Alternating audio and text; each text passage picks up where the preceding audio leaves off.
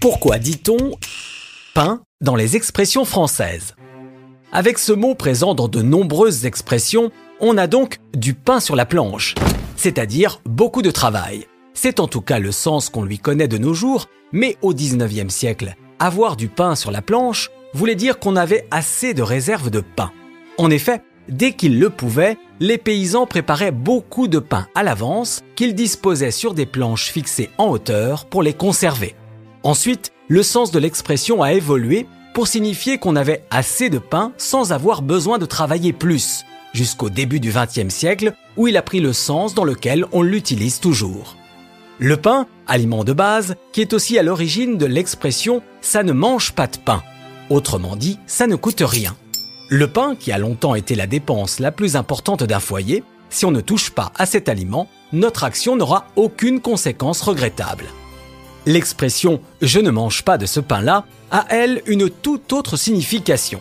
Au XVIIe siècle, elle voulait dire qu'on refusait un quelconque profit contre une information donnée à la police.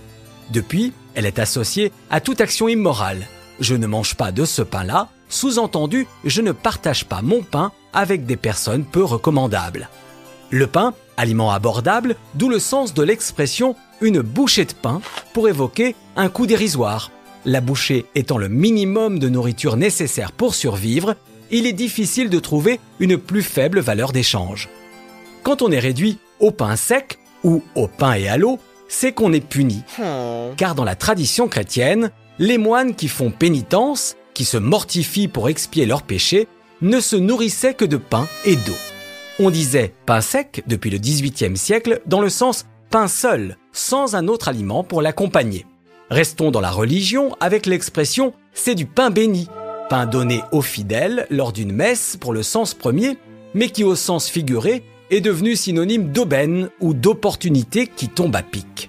Et puis, toujours grâce à la Bible, on dit « gagner son pain à la sueur de son front » pour signifier qu'on travaille pour la gagner, sa vie. Car dans la Genèse, il est écrit « tu mangeras ton pain à la sueur de ton visage jusqu'à ce que tu retournes dans la terre d'où tu as été tiré ».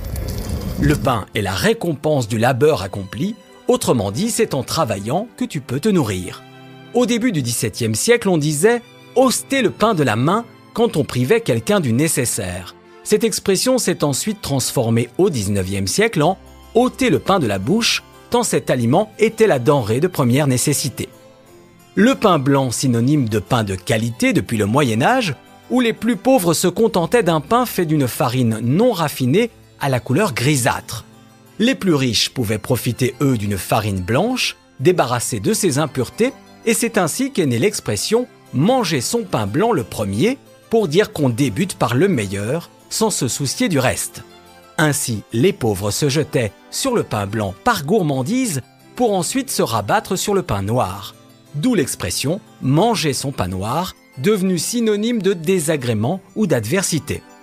Enfin, terminons avec l'argot et le délicat « plate comme une planche à pain », expression qui désigne une femme à la petite poitrine, aussi plate que cette planche où l'on dépose le pain pour le découper.